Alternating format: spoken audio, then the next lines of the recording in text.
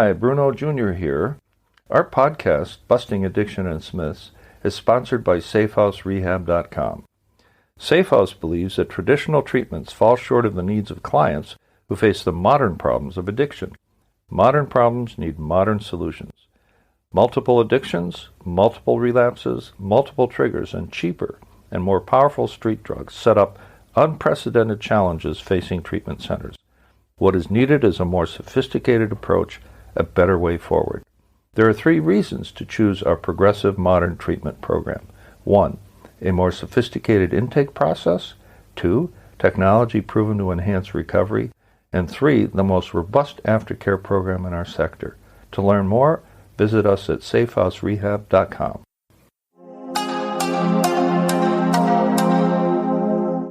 This is episode 7, season 12, which we'll call Stop the Epidemic Inside the Pandemic. Every now and then, I take a political stand in support of any effort to stop and reverse the trajectory of addiction here in the USA. That's why I want to bring you the news within the news. Although the U.S. has had over 1 million innocent people die of COVID-19 since its start, another 100,000 innocent young men and women died in 2021 of an overdose of street drugs, primarily from fentanyl. Fentanyl is now a very popular street drug, a synthetic heroin that is cheaper, easier to score, and up to 100 times as powerful as heroin.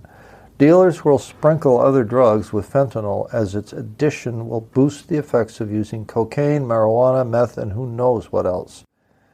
My audience consists primarily of family members affected by alcoholism and or drug addiction, moms, dads, other loved ones who are not addicted but have to deal with an addict or alcoholic in their family. The question one often hears is this: what can I do about it?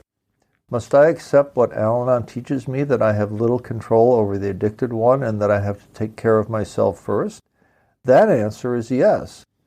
But there's also a lot more you can do for yourself and for your society if you care to get out of your self-protective shell and realize that you are an important part of a greater whole. You are an important part of both the problem and the solution. You can help bust a myth or two. An example myth is that physicians and other clinicians have received training in addiction during their medical education. Well, what's the truth? The truth, only about 1/4 report having received any such training whatsoever.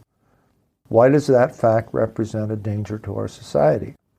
It represents a danger because those who seek help for addiction or alcoholism are more likely than not to end up being treated for the secondary symptoms of the addictive disorder, like depression or anxiety. That's because the untrained clinician is easily fooled by an addict who often doesn't want to be found out anyway, but mom wants him to get well, so he'll gladly accept a new drug to add to his menu.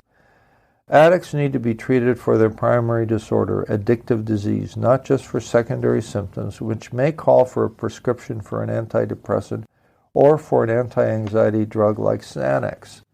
This is where the MATE Act, M-A-T-E, in the U.S. comes in. It stands for the Medication Access and Treatment Expansion Act, a bipartisan bill designed to ensure that all DEA-controlled prescribers have a baseline knowledge of how to prevent addiction and how to identify, treat, and manage patients who have substance use disorders.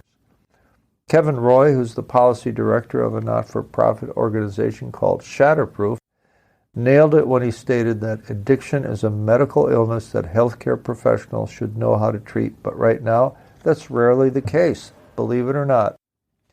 If you're a family member seeking help from a medical professional, make sure that that person who is supposed to help you and your loved one has received training in addiction and is licensed as an AODA, alcohol or drug addiction counselor. This step may be the most important one you take, as the stakes are too high to risk a misdiagnosis. The most poignant stories are those about sons and daughters lost to this disease despite the often Herculean efforts of parents to save them.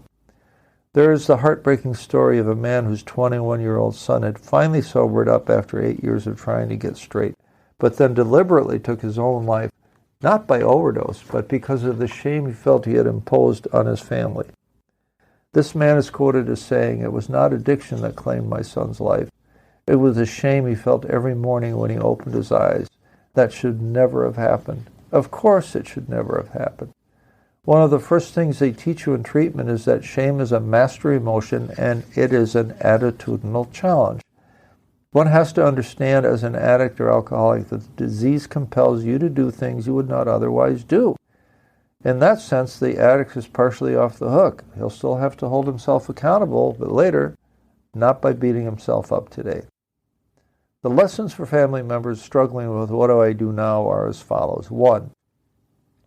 At the first suspicion of addiction, before it can do irreparable damage to the family and to the addict alcoholic himself, find a qualified AODA medical professional at a treatment or counseling center. Do not just see a psychiatrist who may or may not be qualified to assess the condition of your loved one. Make sure you develop a program of action in cooperation with your spouse and loved one designed to help your loved one recover. This may include one-on-one counseling, intensive outpatient, also known as IOP, intensive outpatient care, or even inpatient treatment. 2. While we're on the topic, there are several treatment centers outside the U.S. and the EU that cost less than 25% of the ones in the U.S. An example is the excellent licensed professionally staffed treatment centers in Thailand, such as safehouserehab.com. Many parents love the idea of their Johnny being taken care of in a safe place, a sanctuary away from the usual environment, which may present triggers resulting in relapse. Number 3. If there is denial and resistance, seriously consider an intervention to get your loved one into treatment. A great starting point is a book by John and Deborah J. entitled Love First, A Family's Guide to Intervention. Don't wait or buy into the myth that an addict has to hit bottom first before he or she will accept help. Maybe it will take years to hit bottom, and that bottom may be death or jail. Spare yourself the torture and act now, but only after you and other family members have fully educated yourselves on the nature of the disease and how it manifests itself in your loved one's attitude and behavior, including the deception, the denial, and the defiance that comes with it. Number 4, we must be rid of the stigma which hangs over addiction and alcoholism like a dark cloud. If we can all see addiction as a disease as opposed to a moral failing, if we show understanding and empathy, more people will seek treatment and fewer will die. Stigma is a killer. I was once part of a campaign for Drug-Free America, which is a leading not-for-profit focused on prevention and treatment for those with what is now politely called a substance use disorder, also known in my personal book as drug addiction. Its purpose was to attack the stigma, the myth that addiction is and must be treated as a disease. The campaign featured self-identified addicts who would state things like, "I need treatment and not jail." The unacceptable truth is that only about 1/3 of Americans believe that addiction is a disease, while the rest believe it to be a result of a moral failing or a character issue. Therefore, wherever and whenever you have the opportunity to straighten people out, speak up. Refer them to the CDC's website, cdc.gov, or to NIDA, National Institute on Drug Abuse, at nida.nih.gov, and there you will find a wealth of information that will help educate you and anyone else who might be promoting a dangerous myth. NIDA calls drug addiction a brain disorder that causes people to engage in repetitive behavior despite the harm it inflicts on the user, on those who care for him, and on society as a whole. The saving grace is that the brain disorder can be reversed. Imagine what sort of hopeless hell we would be forced to live with were that not true. That would be a genuine dystopian future. What did we learn about the addiction epidemic today? We learned that 1, family members must not buy into the myth that an addict or alcoholic has to hit bottom before they will accept help, believing that dangerous myth could take years to play out and could result in death or jail or somewhere in between. 2, the alternative to standing by and just watching the train wreck is to do an intervention in which the whole family participates, and it starts with education on the nature of the disease. 3, stigma may be the greatest obstacle to reversing the drug abuse epidemic, and include alcohol too. And it is our collective task to fight the stigma that keeps addicts and alcoholics and families in a state of needless, perpetual shame.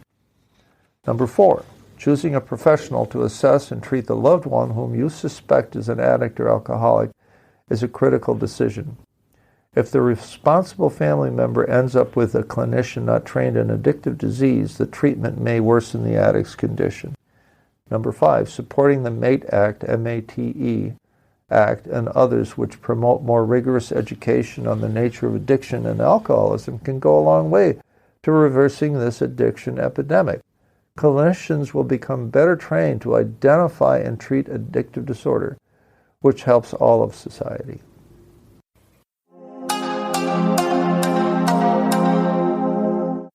Our podcast is sponsored by SafeHouseRehab.com, a modern approach to recovery.